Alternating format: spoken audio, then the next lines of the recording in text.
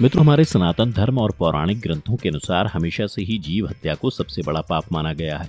मनुष्य अपना पेट भरने के लिए जब किसी जीव की हत्या करता है तो वह पाप का भागी तो हो ही जाता है। लेकिन क्या आपको पता है कि मांसाहारी भोजन करने से उसके मन पर भी इसका प्रभाव पड़ता है? जानने के लिए बने रहिए मेरे साथ इस वीडियो के अंत तक।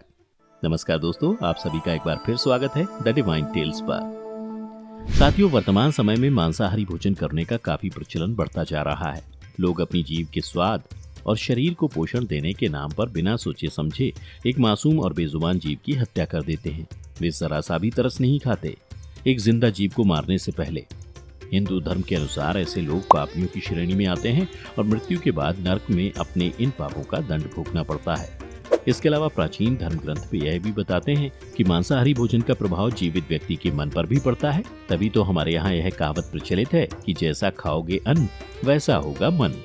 ऋग्वेद के 10वें मंडल में यह वर्णन किया गया है कि जो मनुष्य अश्व, नर या किसी अन्य पशु के मांस का सेवन कर उसको अपने शरीर का भाग बनाता है, अथवा वह किसी गौ की हत्या कर अन्य जनों को दूध आदि से वंचित करता है, तो हे अग्नि स्वरूप, यदि वह दुष्ट व्यक्ति किसी और प्रकार से ना सुने तो आप उसके मस्तक को शरीर से विदारित करने में जरा भी संकोच ना करें। भगवत गीता के अनुसार भोजन 3 प्रकार के होते हैं: सात्विक, राजसी और तामसिक। सात्विक भोजन वह भोजन होता है जिसमें फल, हरी सब्जियां, दूध आदि वस्तुओं का सेवन किया जाता है। गीता के अनुसार सात्विक भोजन करने वाले व्यक्ति चिरायु होते हैं। वह तमाम तरह के रोग एवं व्याधियों से दूर रहते हैं। इसके साथ ही उनके मन में क्रोध, काम, मद आदि नहीं होता और वे शांत और दयालु किस्म के होते हैं। भगवान कृष्ण ने सात्विक भोजन को श्रेष्ठतम भोजन बताया है। राजसी भोजन उस भोजन को कहा जाता है जो शाकाहारी तो है, परंतु वह अत्यधिक खट्टा, गर्म, नमक और ज्यादा मसालों के साथ पकाया जाता है। यह भोजन खाने में तो स्वादिष्ट लगेगा, परंतु मसालों, तेल आदि के कारण यह अपना मूल गुण और पोषक तत्व दोनों ही खो देगा। ऐसे भोजन को वह व्यक्ति ही करते हैं जो अपनी भूख नहीं बल्कि तृष्णा को शांत करना चाहते हैं। ऐसा भोजन करने से व्यक्ति का स्वास्थ्य तो खराब होता ही है, इसके साथ ही उसके मन में भी विकार उत्पन्न होने लगते हैं। उसके अंदर लालच, वासना आदि मन को कुंठित करने वाले गुण अत्यधिक मात्रा में पनपने लगते हैं। तामसिक भोजन उस भोजन को कहा जाता है जो कि अधपका है, रस रहित है, जिसके अंदर से दुर्गंध आती है, वह एकदम बासी है और इसके अलावा वह अपवित्र भी है।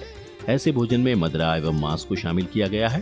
तामसिक भोजन मानवीय पाचन तंत्र के हिसाब से अत्यधिक खतरनाक है ही, साथ ही इसका सेवन करने वाले व्यक्ति के मन पर भी इसके नकारात्मक प्रभाव पड़ते हैं। मांस खाने वाले व्यक्ति का मन अशांत रहता है और उसके अंदर क्रोध, काम, विलासिता आदि उत्पन्न होने लगती है। उसके मन में किसी के भी प्रति दया भाव या प्रेम नहीं बचता। वह अत्यधिक उत्तेजित और क्रूर बन जाता है। मांसाहार के संबंध में गरुड़ पुराण में एक कथा का वर्णन किया गया है। उसके अनुसार एक बार एक राज्य में अकाल की वजह से अन्न का उत्पादन बहुत कम हुआ। इसके कारण जनता में चारों तरफ हाहाकार मचा हुआ था। परिस्थिति इतनी भयानक हो चुकी थी कि राजा भी सोच में पड़ गया कि अगर इस समस्या का जल्द ही कोई उपाय नहीं निकाला गया तो राज्य के सभी अन्न के भंडार खत्म हो जाएंगे और लोग भूखों मरने लगेंगे। इस समस्या से निपटने के लिए राजा ने तत्कालीन प्रभाव से सभा बुलाई। उस सभा में सभी मंत्रीगण एवं दरबार के अन्य सदस्य पधारे। बारी बारी से सभी से पूछा गया कि राज्य को इतने बड़े खाद्य संकट से किस प्रकार बचाया जा सकता है। दरबार में उपस्थित सभी सदस्यों ने अपनी अपनी सलाह दी।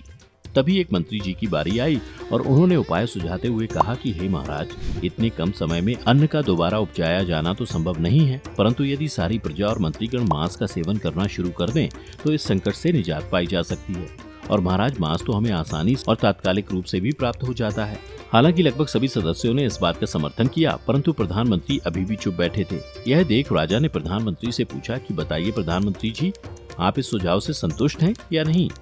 जब प्रधानमंत्री ने जवाब देते हुए कहा कि वह मांसाहार के सुझाव पर सहमत नहीं है, तो राजा ने इसका कारण जानना चाहा।